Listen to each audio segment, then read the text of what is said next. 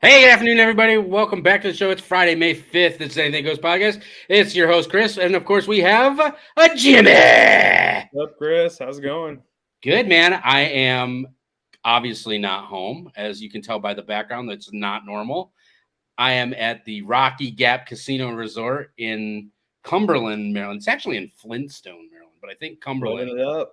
But I think Cumberland gets the credit. Oh yeah. I did manage to piss Megan off on the way here, though, because I saw the sign that said Flintstone. Oh. And like I have this habit of like when I see shit on a sign, I have to like act it out. So I saw the word Flintstone, and so she's driving, and it was like quiet in the car, and I saw it, and I just looked. I go Flintstone, and she was like, "Don't ever do that again." Hey, you gotta have fun with it. That's right. Yeah. So I'm fortunate enough to be up here with my friend Cliff and his friend. We call her a friend. Girlfriend. Okay, girlfriend, his girlfriend. And we went out and played golf today, Jack Nicklaus course, beautiful course. And we're joined by our other friends, Vince and Clint. Clint Senior. Clint Senior. I always want to call him Senior because his son, I golf with both his son and him on occasion. So, But yeah. Senior's a good golfer. Senior's a great guy, good golfer too. He kicked our asses today. Yeah, he beat our ass today. That's awesome. But hey, you're making me so, jealous. Having a great time. I won't get into the whole casino thing because I don't know. I feel like I'm becoming like a casino snob. Yeah, we are getting a little bit spoiled over here. Yeah. We have a lot that are kind of near us, so we have some options. It's pretty cool. Hey, real quick before we jump into our topics, I want to give an update. So we're going to have a couple episodes here coming up that hopefully one is almost 100% guarantee. The other one, I'm not sure because it's going to be based on scheduling. But we are going to have a guest. Jen Charlton from the Jen Charlton Show is going to be a guest on one of our episodes coming up. So look forward to that. Dude, I listened to some of her stuff, and I think she's a little bit better than me because she seems like she can control her cussing. But she said she and I and we're all on this. We're on the same wavelength, and I don't think I've ever heard a female commentator, especially one that has like an actual radio show, right? Who is like, I think her radio show is called Tell It Like It Is. And boy, I'll tell you what, she doesn't hold back. I love it. That's what we need. That's what we need more of. And that kind of gets to a little bit of my topic there, being I'm tired of the softness, and it's been a slippery slope, and we're letting it happen. And so you got to tell it like it is. Yeah, and she does, and I think that having her on here, I think it's going to be hysterical because she's not afraid to say whatever she wants to say. Now, again, she's a little bit more refined than I am. I'm not refined enough, yet. I probably never will be. But anyway, hey, did you hear this story about Frontier Airlines? Did you see the video? Which one's that? I hear a lot about airlines in my line of business. So the Frontier Video airline, this, I don't know when it happened, but the film just came out a couple days ago, where the airplane voted to kick somebody off the plane. No, that's something I did not hear. But it was hilarious because you got a guy and his girlfriend who are apparently they're removing the guy for some reason. The video doesn't pick up until after the incident has already happened. And he's getting they're going to remove him anyway. And then the girlfriend stands up and she just starts like going off on somebody that's sitting behind her. And she's just like snapping on this chick. Well, there's a guy off on the other side, and he's talking to the lady that the other one is yelling at, and he's like telling her to shut up. He's like, just shut up. He's like, they're already getting removed from the plane. Just shut up. And this lady this other lady who's just egging it on, basically, just won't shut up. So then the guy, like, they go through it for a little while, and then the guy goes, all right. He's basically like, fuck this. He's like, show of hands. Who wants this bitch removed from the plane? And like everybody raised their hand, and then they remove her from the plane. That's wild. That's wild. We see all manner of craziness on airplanes nowadays. It seems like people, can't control themselves, and it's very weird. But it's like it's children in a classroom, and that's how they act. But yeah, now they're voting people off the island. I mean, I'm okay with that, I guess, to an extent. My problem with it is when are they going to start trying to turn that shit the other way? Like now you've seen, I think there was a legitimate reason to maybe talk to somebody from the airline to say, hey, get this person off the plane because they're just egging it on. And I get on an airplane, people want to get to where they're going. Most people don't have time for this bullshit on an airplane. But when is it going to start? To your point, the softness. When is it going to get to a point where BLM is all of a sudden somebody is going, hey, he doesn't believe in BLM. Let's kick him off the plane. Raise your hand, everybody. No, that's a good point. That's the slippery slope that I'm worried about. But my guess is not knowing the situation. I always try to give kind of the benefit of the doubt, or the most logical outcome that I think is that voting really didn't have an impact on that, and they just recognized that this person was disruptive and causing a problem, and they made that call. But it is pretty funny the way that played out. Yeah, I mean, I was kind of rolling when I watched it, and it's one of those ones where the girlfriend is standing up and just screaming outlandish shit anyway. Like, her boyfriend, like I said, her boyfriend was already getting kicked off, and he got pissed, and so he stood up from his seat and walks back and like throws like a big wad of money at, like, other passengers, like fuck you, I got money, So and this wasn't a recount. This was actual video. You got to see it happen. Yeah, I got to watch the video. That's funny. Yeah, it's pretty good. Yeah. I have to apologize because, man, I've been drinking. It's his birthday a little bit. I've been drinking. Hey, you're celebrating. You're on vacation. Hey, props to you for even doing it. I drank a whole bottle, a whole mason jar of fucking apple pie moonshine last night. Oh, man. I got some peach moonshine here I haven't tapped into yet. But we are into the cinnamon tonight. Yeah, we are into the cinnamon moonshine tonight. That's a lot of stuff. Yeah, I'm glad we caught you maybe a little bit early. But we had a few beers on the golf course today. Yeah, I'm sure you had a few. It's been fun. It's been a great day. You're gonna have to come up here with us next time. Yeah, that sounds awesome. It seems like a cool spot, and we're nearby. Man, it's killing me though. So there's another story that I wanted to talk to you about a little bit. We'll get into your softness here because I'm sure you have something for that. I do. Yeah, I need to bring that up too. And this kind of ties into it a little bit, actually, now that I've kind of read and I kind of understand the story. I think it all does, but yeah, go ahead.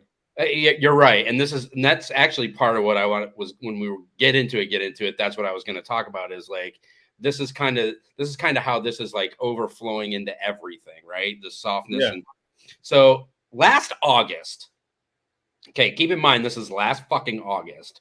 And now all of a sudden this guy is suing this football coach now. So yeah, go figure, right? It took this long. So a Nashville high school football coach is getting sued by a referee from the football game last August. Yeah, I don't think I know about this one. Yeah. So what happened was the referee was running down the sideline to cover a punt that had happened, and he's alleging he tripped him. No, he's alleging that he clotheslined him. That the coach from the team clotheslined the referee. And the referee ended up in the hospital for 4 days. Is there video on this? So there's not. There's got to be. There is video on it. I have not seen it because I wasn't able to find it. But the way that the referee tells it is that this coach just clotheslined him. Like he's running down the sideline looking at the field, and the coach just steps up and clotheslines him. Now, what the report says that the video shows is that at the same time the referee is running down the field, the coach is on the sideline, and he basically raises his arm up and points like he's pointing at something on the field, and the guy runs into his fucking arm. Right. But now the referee is suing him, saying that he intentionally clotheslined him after almost a year. I don't get it. Yeah, that's wild. I mean, there's all kinds of crazy things that happens in sports like that, and you never know. And some guy may have just snapped after having enough of this referee who is whatever, being a jerk referee or something. Who knows? But like, it does sound sketchy and weird. Like, I mean, I'm not going to assume either way. The Tennessean, which is a publication in Tennessee, apparently saw video. And here's what they say. He said Caldwell, who's the official, noted that he was making his way down the Hunter's Lane sideline, which is the name of the school, to officiate a punt. The Tennessean obtained video showing a referee, presumably Caldwell, running the field and eventually colliding with the coach as the coach pointed towards the field. So the the Tennessean, this publication, is basically saying, yeah, I'm not really sure he clotheslined him. Right. That at least. Yeah. Yeah. It seems like it certainly was more likely. I mean, if somebody's making that judgment from actually watching it, it very well sounds like this referee's embarrassed. Like, you're making me think of a couple of different sports anecdotes here, but like, did you see the baseball umpire recently? I think it was spring training still. No, it may not have even been. Anyway, there was a pass ball, and you know how typically if the ball touches the ground after a pitch, they swap out the ball. Right.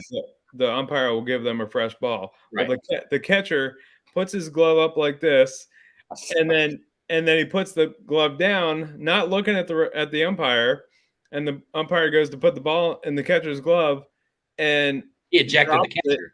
And as soon as he ejects the catcher. Yeah. Insane. So if anybody hasn't seen that, it's hilarious because he ejects the catcher, throws a baby tantrum about it. And it was really obvious that the catcher just thought he didn't do it on purpose.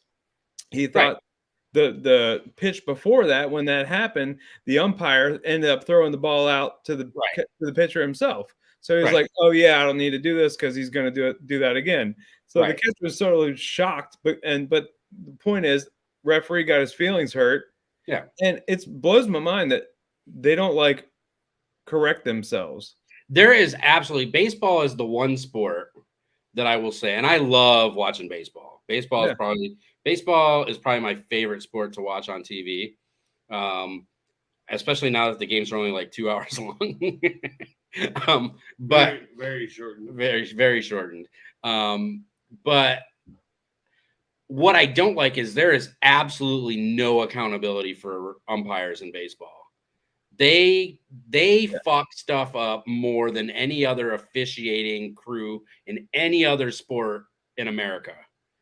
And there's it continues to happen. Like, well, yeah, and they don't get rid of them.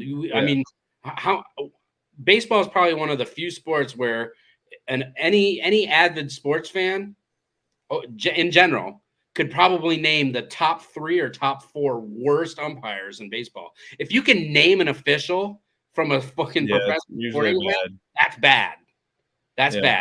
But I can give you like 3 or 4 names right off the top of my head. I think I can only name one, but it's the notoriously bad Angel Hernandez. Joe West, who retired, I think, last year.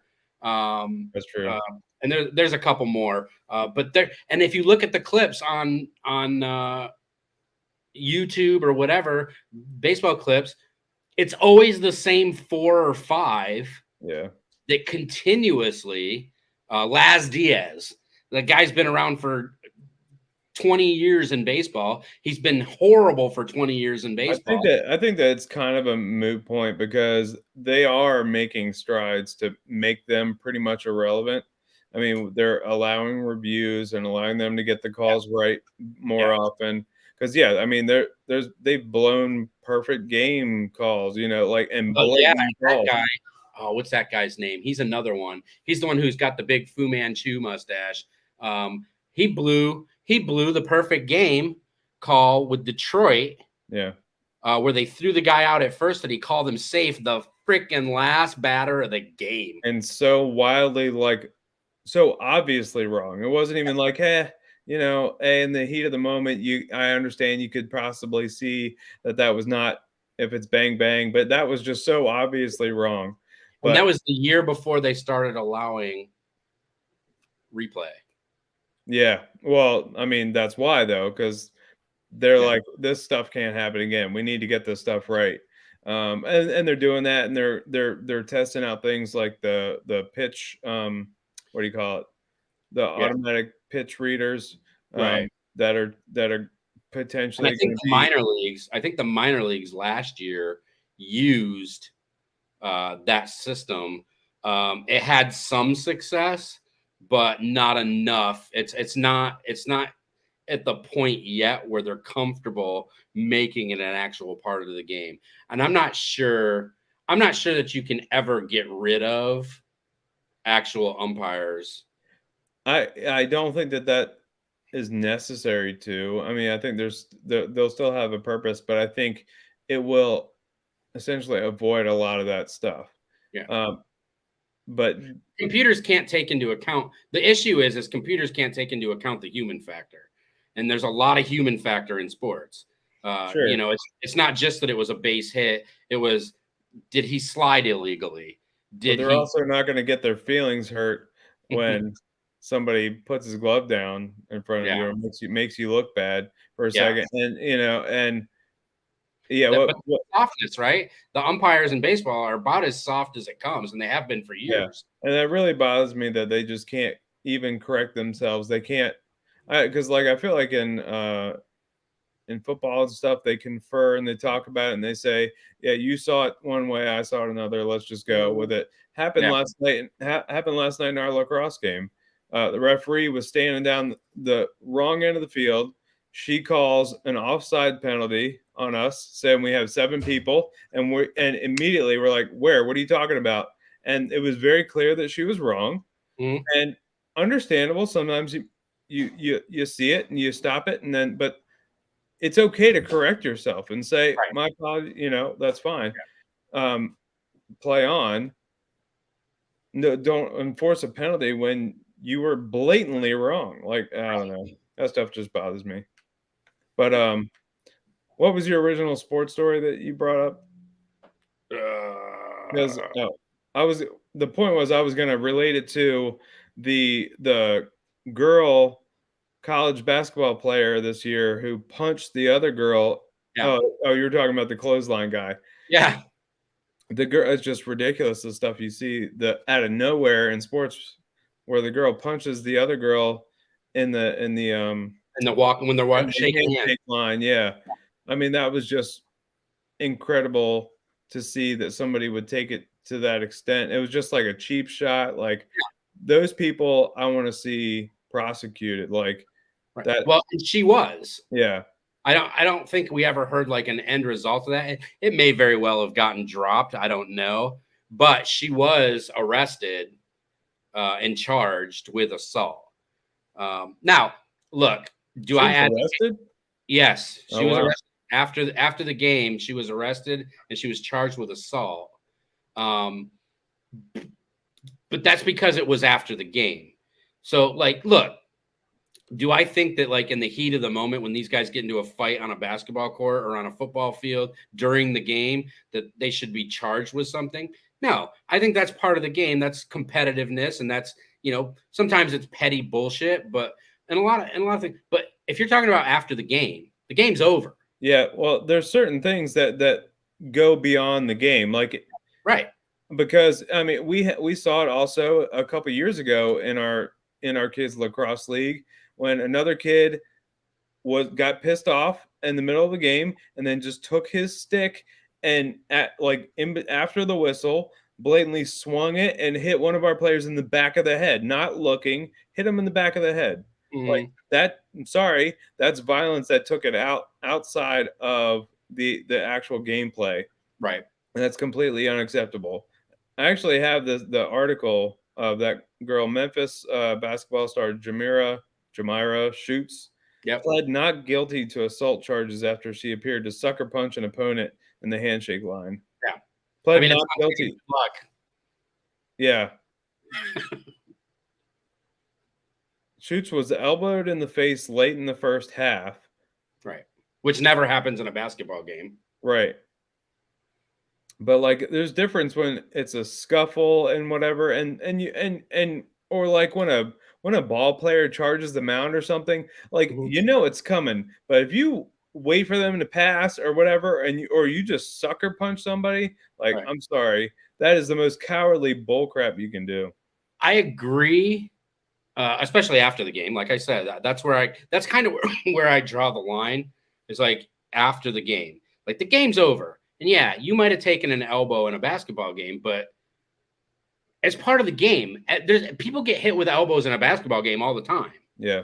It's just the way it happens. When you see three guys go up for a rebound or three girls go up for a rebound and one gets it and comes down, what's the first thing they do? They hold the ball and they swing their elbows back and forth to create space, right? And inevitably somebody gets fucking hit.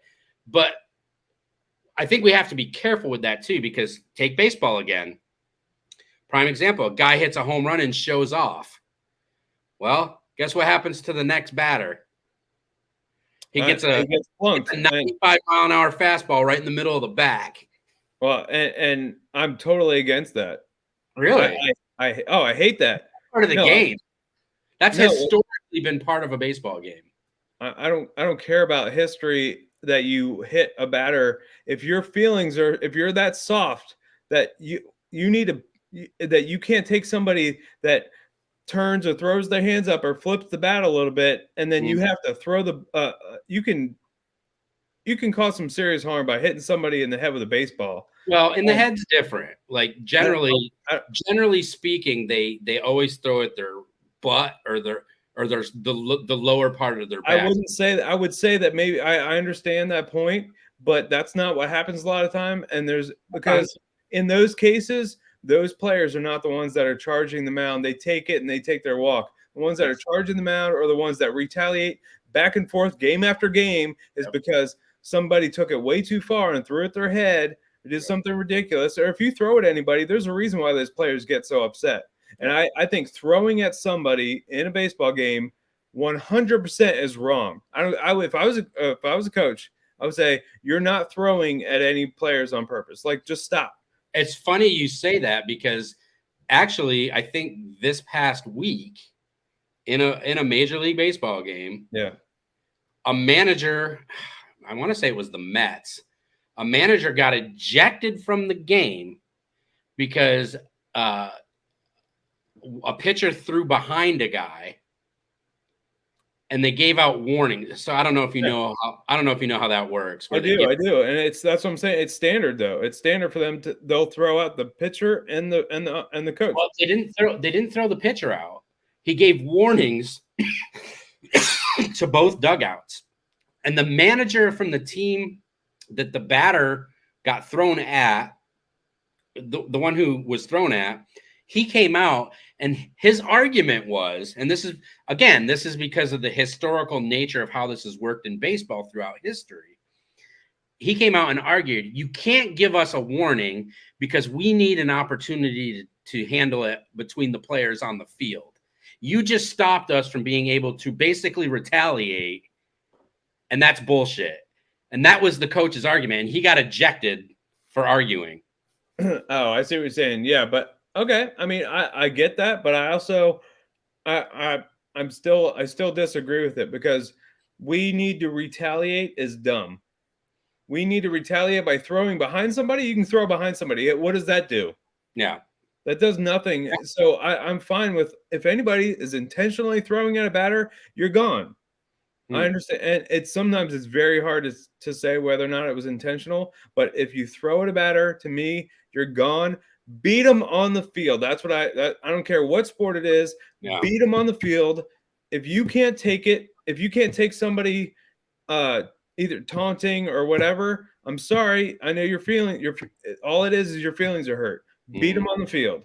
Yeah. I hate people taunting. I hate people getting in their face or whatever, or if somebody walks around the bases or something, I'm gonna be pissed, but I'm gonna beat them on the field. Yeah. Like that's my opinion. I think it's dumb. That you can ridicule them all you want, call them a poor sport, whatever, but then physically throwing a baseball at them is dumb. I think it's dumb, and I know that's what's been done traditionally. Yeah. I don't care. I think let's advance a little bit and let's do something better to get back at them. If they hit a home run and they want to strut and look like an idiot, like a cocky a-hole, then then whatever. Then they're the matter is the guy just hit a 435-foot home run off your ass. Yeah, exactly. That's my point. 100%. Then he pretty much earned the right to do that. At least on that I'm sorry. Yeah. Strike him out next time. Exactly. And do the same thing back if that's the case. That's how you retaliate. Strike him out and then you run your mouth. I don't care. But don't throw at his head. Like that's dumb. No. All right, so let's go with your softness. I'm not feeling too soft right now. So but it's good because this completely segues in my story. The issue that I wanted to bring up is a stupid story that I read this morning from ESPN.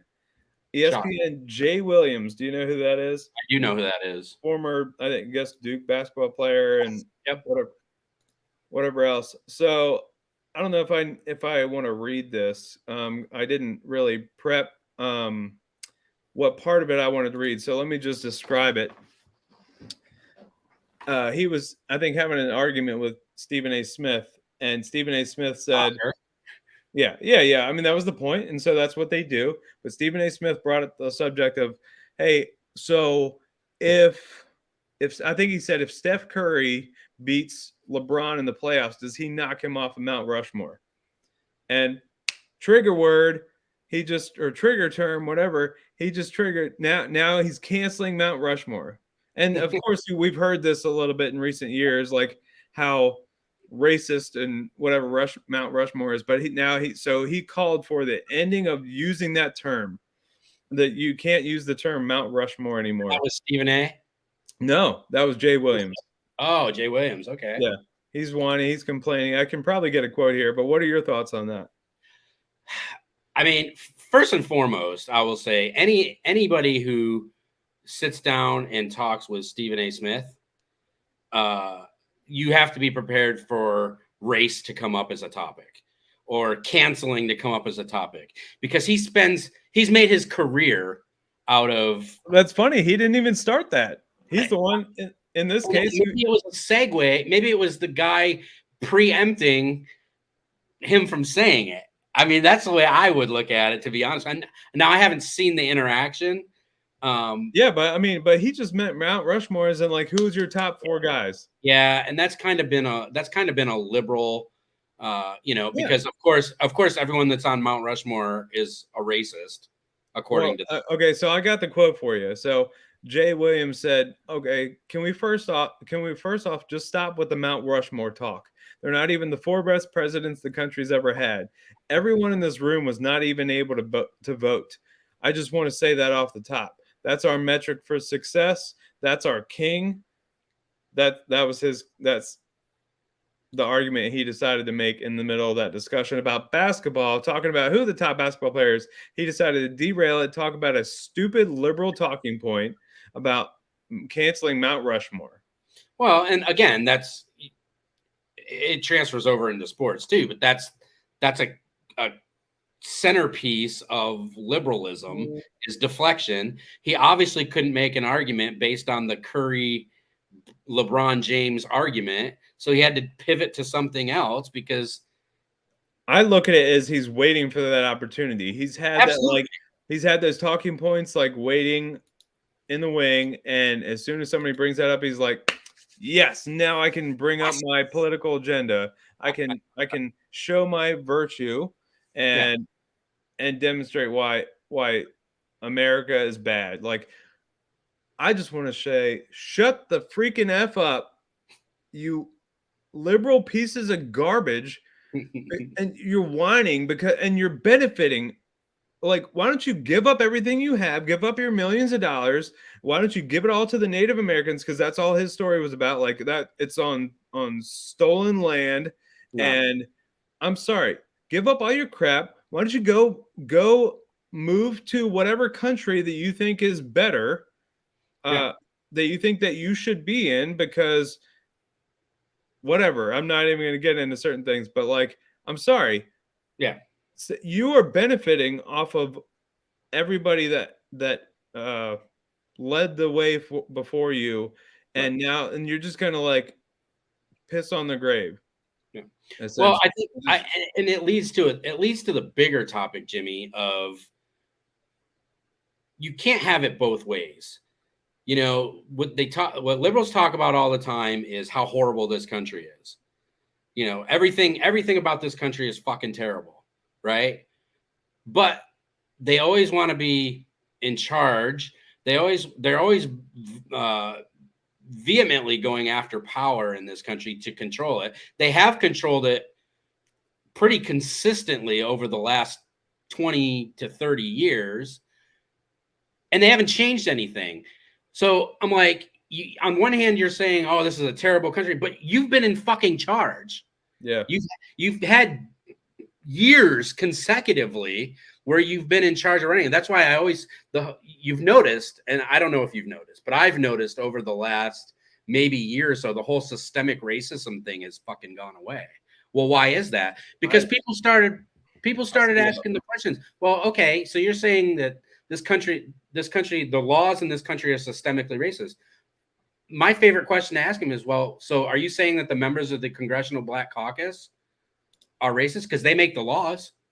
Yeah. I mean, there's been long periods of time, you know, I think under Obama, he had both the House and the Senate Democrats, and they still push these laws through, and you're still saying it's systemically racist. So are you saying that a black president and the Congressional Black Caucus are racist because they created the laws?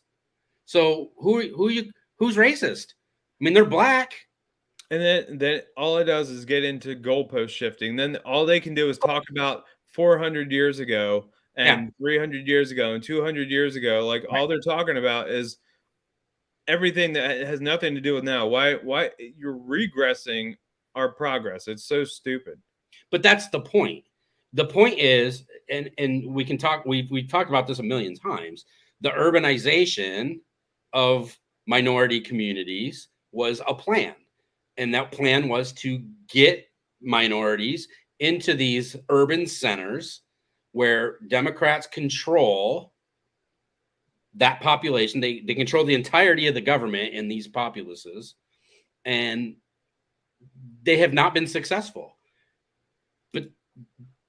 And I think we talked about it 2 weeks ago, where I said, you know, when a grandmother teaches the mother who is now teaching her children that everything is racist, we're always going to be the victims, we can never succeed. Where does that come from? That comes from New York City. That comes from LA. That comes from San Francisco. That's what they've been fed their entire freaking lives. And they can't see the forest through the trees. It's ingrained in their heads because that's what Democrats have planned to do all the time. And it's a control issue. Joe Biden came out and said it. If you don't vote for me, you ain't black. Right. Plain and simple. Right there, it tells you exactly what their idea is of minority communities. Hey, we're the Democratic Party. We've been here for you for decades. And you know, you live a great life, but we're systemically racist. Yeah, it's nothing but a bunch of talking points that mean nothing. They say a lot and they mean nothing. Right. And it's very frustrating. Yeah. Yeah. So I don't know, the whole Mount Rushmore thing. I mean, I've heard that argument before. over the course of the last year or two. I think I've heard it more than I've heard it ever before. But yeah, because all the presidents on there are the racist ones, and yeah. I forget who I was listening to, so I feel bad for not being able to cite the gentleman that was saying this. I forget even who the conversation was had with. I watched too many podcasts and whatnot, but the gentleman was bringing up, highlighting the problem in our society, and the simple thing that he highlighted was asking any random high schooler, will say, who is the first president of the United States? And a lot of them probably can answer it. Some of them probably can't, but a lot of them probably can answer it. But they say George Washington. Say, okay, tell me something about George Washington. And the only thing that they can say is he owned slaves. Yeah. And that's the problem. That's the problem right there, is like, why? What? That's what you're being told. This is what we're telling our children and our youth in this country, is like they're highlighting a single aspect that has very little to do with the life and the journey of our history. Well, again, it goes back to the whole thing that we talk about all the time, is the disingenuousness of the conversation. Yeah, you're right. Did Thomas Jefferson own slaves? Yeah, he did. Guess what? That's what the times were.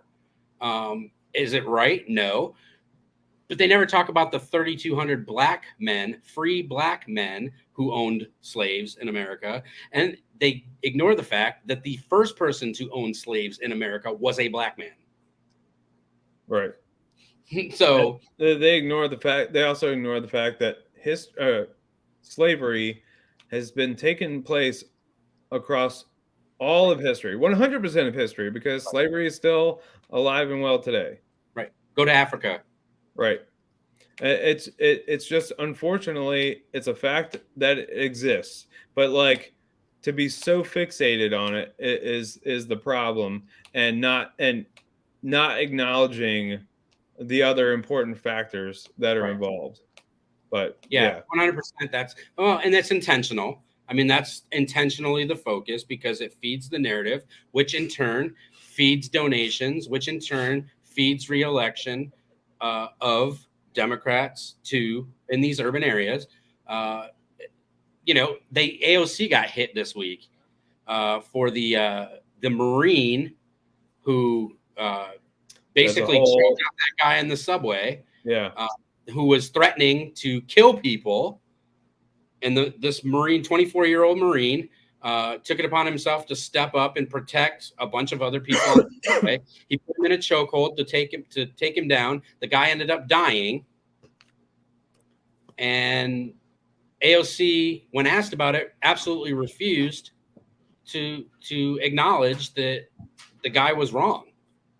That the guy was, she talked about him being homeless, and she talked about him, oh, poor him. Yeah, so immediately he becomes a victim. Threatened 35 people on a fucking subway train. Immediately he becomes the victim. He is the innocent person here who's just a victim of our society, and it's y'all's fault. And that terrible person who tried to control the threat and tragically ended up harming this person is the only perpetrator. He was out there looking for violence, and he finally found it. He finally found an opportunity to take somebody's life, and so he's the criminal in this case.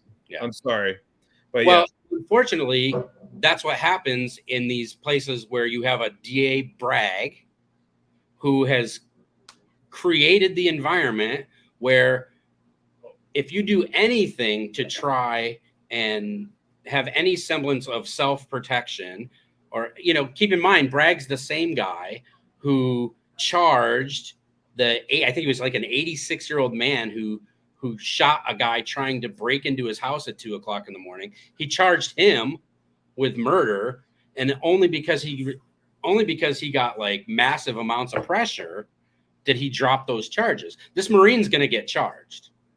I'm almost 100%. I'm telling you right now, they haven't charged him yet, but I'm telling you right now, this Marine is going to get charged with murder and it's again, they've created this environment in these urban areas, in these Democrat-run areas, where minorities are always the victim, regardless of what they do or say. And if you do anything to try and prevent them from committing crime, you're going to be charged, which is why cops won't do their fucking jobs. In these states. Yeah, and then that becomes a slippery slope, and it only gets worse. Yep. Yeah.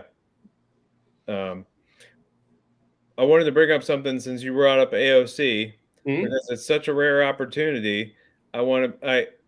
Regardless of that scenario where she's completely wrong, I do need to give her props, because I don't know if you saw, but I believe she submitted some bipartisan legislation with Matt Gaetz to end stock trading amongst, I guess, congressional members. So that's something that I'm happy that members of the Freedom Caucus and the Squad or whatever found some common ground and are trying to do some good for the country, and actually found something that is reasonable for both. Because I got to tell you, man, I get very discouraged about whether or not common ground can be found. I wanted to highlight, for anybody who knows Tim Pool's podcast or doesn't know Tim Pool's podcast, I highly recommend last night's episode, because he gets very few leftists that are willing to come on and have a conversation. We know how that goes. Yeah.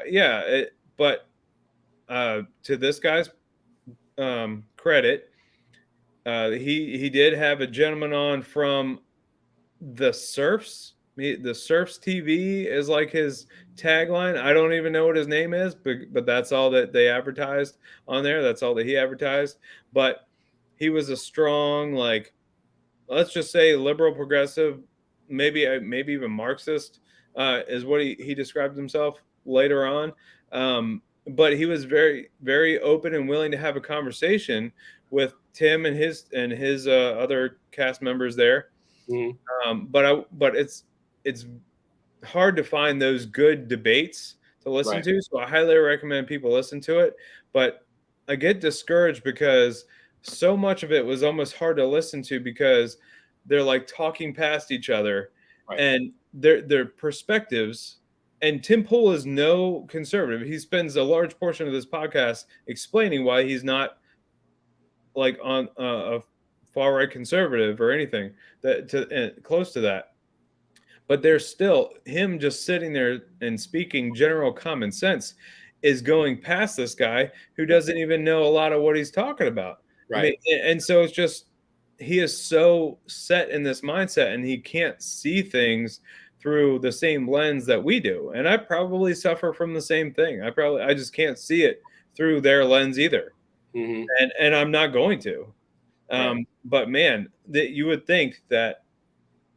I think for us, it's hard to see through a lens where that's great that that's what you're saying, but it doesn't match up with reality. 100%. Yeah. I don't believe your lying eyes, right? I say that a million times. Yeah. Like, yeah, that's great. You say that the economy is wonderful. Yeah, well, it's still costing me 37% more every time I go to the grocery store. It's still costing me 15 to 18% more when I go to the gas pump. It's still costing me X amount more when I do whatever, So that's great that you're saying that the economy is wonderful.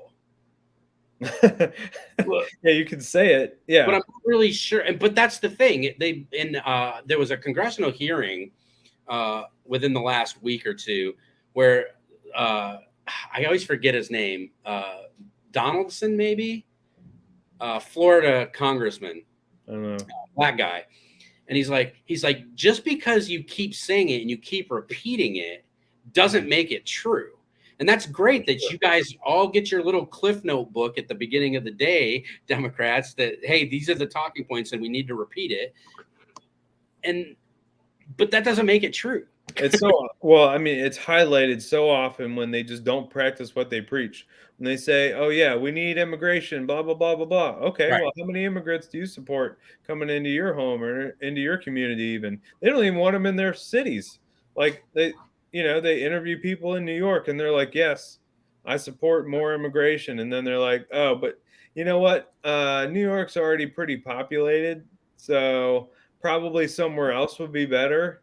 How many are you Megan, willing to take in? Megan just came back into the room, and I don't know what the hell she took when she was down at the casino. She's acting crazy. Loopy Megan, get Hi. on here. Hey. Uh, She's it's down fun. there having fun. I can't wait. So June 9th. June 9th is going to be an interesting episode, Jimmy. I hope you're able to join. We're going to have to work that out. I'm going to be in Mexico, Okay. and we're going to film our episode from Mexico. And Yeah. I am going to have I'm just telling y'all right now, I'm going to have a clusterfuck of Alcohol. people because there's 8 of us going, and none of them are sane. None of them, not one of the 8 have an ounce of sanity, especially when they've been drinking alcohol. Oh boy. So I'm not sure how that show is going to go, but you need to be here because that's going to be entertaining. Excuse Well, me. I'll be there for the show then. Wait. You are the worst. She said I'm the worst. Nice. I don't get it. It's all right. She's having fun. She's having a good old time. Yeah, absolutely. So, but anyway, hey, I appreciate you guys joining us tonight. Like we said in the last show, our viewership continues to rise, and so we're very thankful for that, and we hope that we can continue. Like I said, we're working on some other things to start bringing you some other aspects of the show to make it better, because we always want to make it better. And if you guys keep showing up and keep watching the show, we're happy. We're happy that that's happening.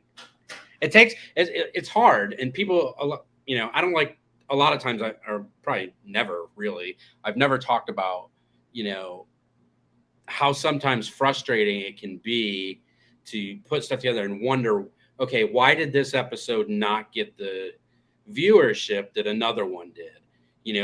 It's hard to figure out why one thing hits while another one doesn't. And it can become frustrating, but I've been doing this this is season 3, so at least 2.5 years. And it's had its ups and down moments, but right now we're definitely on an upswing, so I'm happy about that. But we really want to hear from you. We want to hear what makes you, what in the last 2 weeks has made it so much significantly more popular than, and I don't want to say the whole time, because, there was an early time where we had, kind of the same same viewership, and then it's dipped and it's gone back up and it's dipped. But this last week and a half has been extreme as far as viewership goes. So we want to hear from you. So send us an email, agpodcast13@yahoo.com. That's agpodcast13, the numbers, @yahoo.com, and let us know.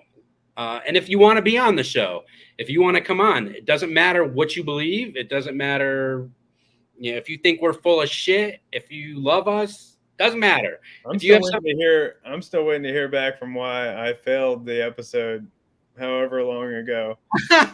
That's right. We got the comment, but we never got a follow-up. Yeah. So, so we'll be back next Tuesday. No lacrosse, or do we? Do we have lacrosse next Tuesday? No, actually, it sounds like it's Wednesday. Okay, that's good. Perfect. Do we know who we're playing? And maybe Friday.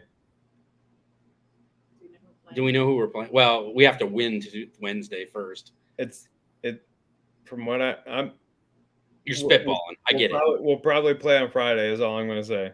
Okay. Who are we playing Wednesday? Do we know? North Hagerstown. Okay, I don't know anything about them. They beat us. Did they beat us already this year? I don't know. No, definitely. We haven't played North Hagerstown. We played in North Hagerstown. We played Smithsburg. Anyway. Yeah, neither here nor there. Okay, well, we'll play it by ear, but Tuesday sounds like a for sure.